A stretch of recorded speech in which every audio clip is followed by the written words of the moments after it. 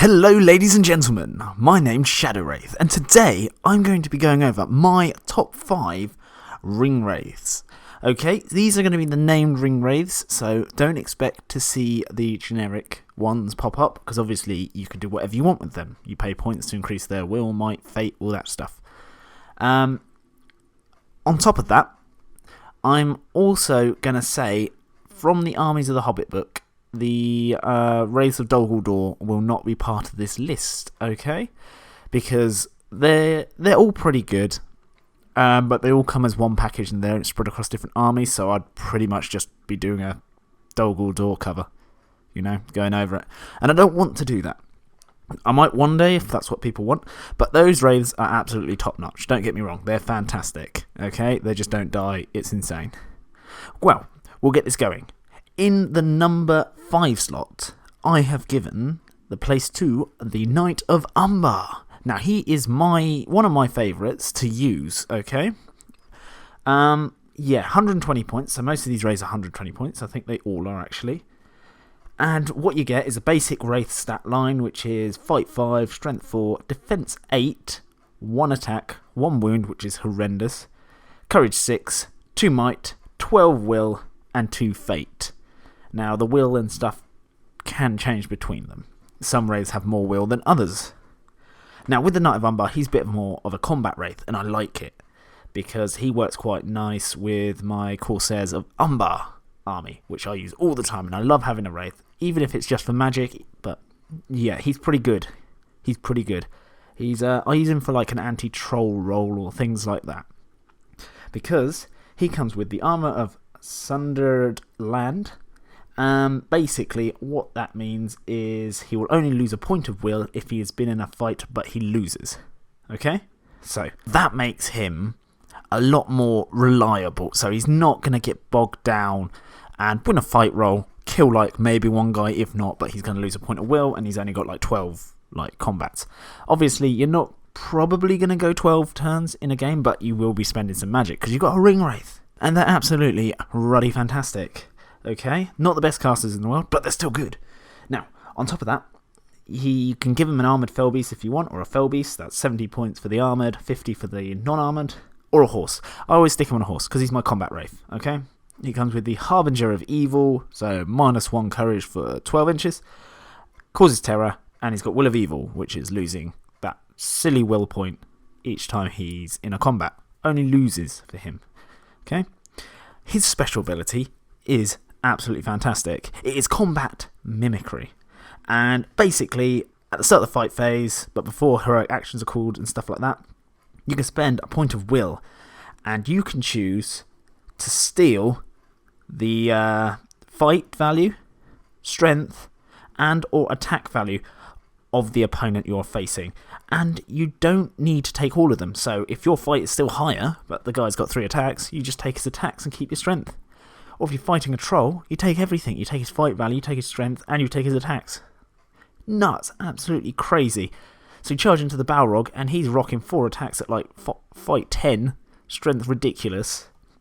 Absolutely phenomenal. So if you get him with a troll, or anything big, if it doesn't have strike, perfect. So you go up against, say the Balrog, he doesn't have strike.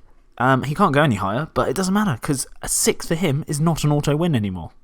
That is absolutely fantastic. Absolutely. Take that all day long, I would. And he comes with the Wraith spells, basically. Okay. So, I won't go over every single spell for every single Wraith, because that will take forever. Anyway, moving on. The number 4 slot goes to the Tainted. Now, the Tainted is Angmar. Okay? And Angmar is absolutely, like, top of its game at the moment. Everyone's loving Angmar. They're winning events, stuff like that. Well, they were before this rubbish happened. Anyway, same again. He's 120 points. And same profile. I'll go over it once more. I'll only go over it if it changes from now on. But he's Fight 5, Strength 4, Defense 8, 1 attack, 1 wound, Courage 6, 2 might, 14 will, so 2 more than the Knight of Angmar, and 2 fate. Okay? Yeah, they've only got like heroic channel in all of them, so don't worry about the heroics.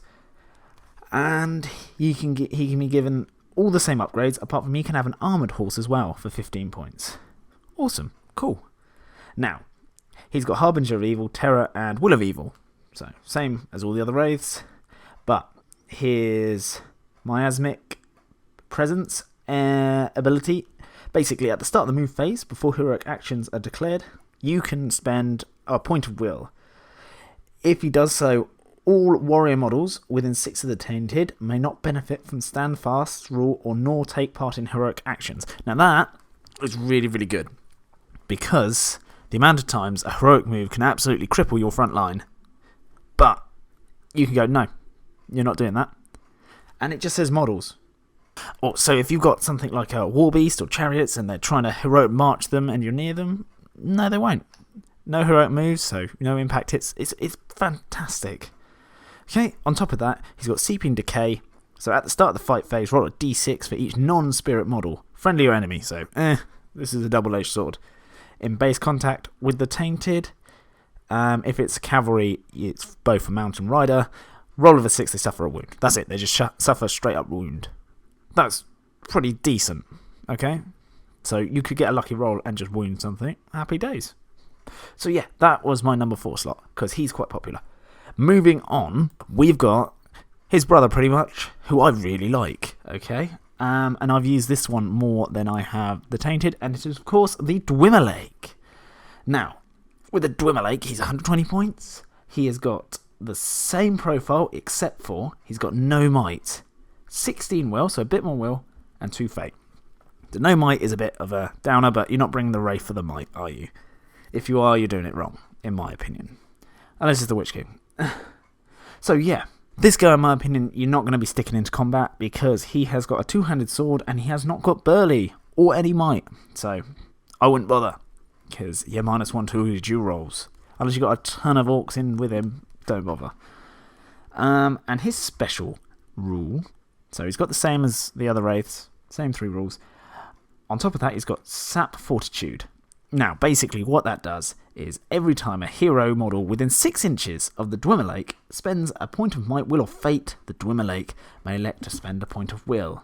If he does so, on a 4+, the deed will be cancelled, and any might, will, or fate already committed will be lost. So, if they try and do a heroic action, and you spend a point of will, the heroic action does not go off, but he still uses the might. On top of that, if they try, like, say, fate rolls as well, so you're trying to save a wound, he can roll to fate it, and you go, nope, on a 4+, no, it doesn't happen. So, yeah, that's pretty solid.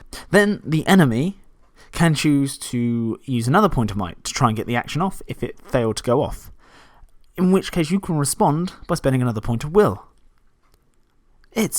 So if you roll perfectly, if you keep rolling 4+, nothing's going to happen. If you get really lucky, you can outright kill a model pretty easy. He takes, 3 wounds? You've got a big hero, he tries to use his fate, and you deny them.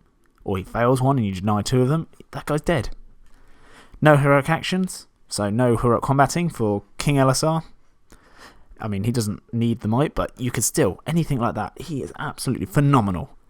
Absolute must bring, I think. And I have played quite a few Angmar lists, used and been against, and I failed to see the Dwemer Lake not make an appearance. Anyway, moving on, we have got the number 2 slot. It's only the Shadow Lord, 120 points, and this guy's phenomenal. I know a lot of people like this guy. He is really good. Now, basically, same basic profile, but he's got 2 might, 14 will, and 2 fate. And he doesn't have a 2-handed sword, so better. And obviously he's got heroic channeling, they all do. His options are exactly the same as Knight of Angmar, so no armoured horse for this guy. Same 3 rules, special rules, but he's got Pearl of Darkness. Now, at the start of the movement phase, before heroic actions are declared, the Shadow Lord may spend a point of will to activate this ability. Until the end of that turn, shots against the Shadow Lord or any model within 6 inches of him will only ever hit on a 6. Now, that doesn't sound absolutely game-breaking, but it can be against certain matchups. Okay, it screws over artillery, because they need a 6. It screws over a lot of stuff. Like, I played against Rohan, and they've got a fully mounted, list that goes around kiting, and it's the worst player in the world, in my opinion, to play against. I hate it. because it's not fun for me, or I don't know how fun it can be for them either. But this guy just says no. So, awesome. 6s, that's the only time you'll ever hit me or my mates within 6 inches of him. Perfect. Now, swiftly moving on before the video gets too long, because it's only a top 5. We have got, can anyone guess who's number 1? Of course, it is the bloomin' Witch King of Angmar. Now, some people might know I'm not the biggest fan of the Witch King, but this is a top 5 Wraith list, and this guy literally is the bee's knees in my opinion. The other ones, I think they work depending what army you bring in. Okay, all of these do obviously, but the Witch King, all-rounder, he's fantastic. He's the Witch King, so he's cool as anything, and he can go from as cheap as 70 points to as expensive as you want, so 150 if you max out his might, will and fate. Yeah, we'll go over it. So basically his stat line is fight 5, strength 4, defense 8, 1 attack, 1 wound, courage 6. Terrible, absolutely terrible. That's why I don't like him that much. But he can have 0 to 3 might, 5 points per might, will or fate increased. He can go from 10 to, or minimum of 10 to 20 will, and then 3 fate or 0. That's your options. He's got heavy armor and a sword. He's got heroic resolve, heroic channeling, heroic strike, heroic strength, and heroic challenge. So he's a wraith with strike. Fantastic. That is absolutely phenomenal. And being fight 5 is not too bad either with strike. What else? So he can have an armored fell beast, a normal fell beast, Crown of Morgul, which is 25 points. Now, I'm a big fan of the Crown. You'll find out in a minute why. He can have an armoured horse for 15, a normal horse for 10. Depends on your points. Go armoured if you can. But I'd probably try and stick him on a fell beast, because he's the Witch King and he deserves it. He can have the Morgul Blade and a two-handed flail. Now, the Morgul Blade 10 points, the two-handed flail is 5 points. Okay, so, the Crown of Morgul. If the Witch King has the Crown of Morgul, his attack's value increases to 3. Additionally, whilst wearing the Crown of the Witch King of Angmar, can choose to reroll one of the dice when making a casting or a resist test. Now that is fantastic. Now if you're sticking this bad boy on a horse, Crown of Morgul, 100%. 100% all day long. Okay? It's almost worth just giving it to him anyway, because let's be honest, it's quite easy to get dismounted in this game. In my opinion, it's quite easy. With the spells that are out there, it's not that hard. If you're fighting against another evil player and they just hurl something towards your general direction, you're going to get dismounted. So yeah. But the Fell Beast is a solid option. So you can go for both if you want to fully invest in this character. Now the Morgul Blade, I've never seen the point of it. Okay? It's a once per game. And the controlling player may decide to use their Morgul Blade. Basically, if you wound with it, if you do one single wound and they fail their fate, the model is slain, okay? Obviously you can't one-shot the Balrog, he'll take half wounds. But the reason I don't like it is it's A, once per game, when you've got things like the King of the Dead who do it all the time. And B, he's only strength 4. So if you go against anything with like slightly decent defense, you're probably not going to kill him. And even if you do wound them, they'll have more than one fate usually to like stop it.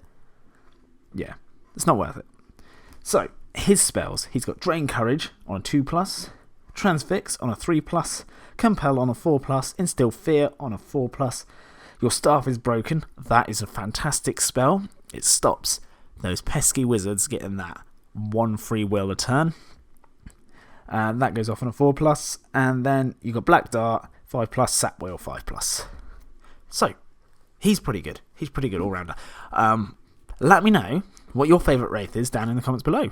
I'd love to hear your opinion, because obviously I'm not always right. This is just my opinion, and everyone has their own opinion, and if you have something that's not on this list, do let me know and tell me why.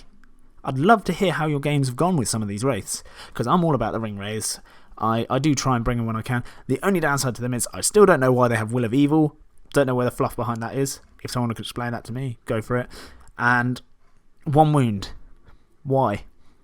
Yeah, they're the 2 reasons I don't particularly love them, because I don't think that's necessary.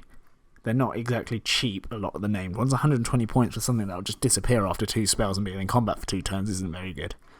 But hey ho, maybe that's not what you're meant to use them for.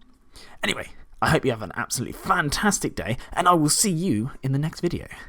Goodbye.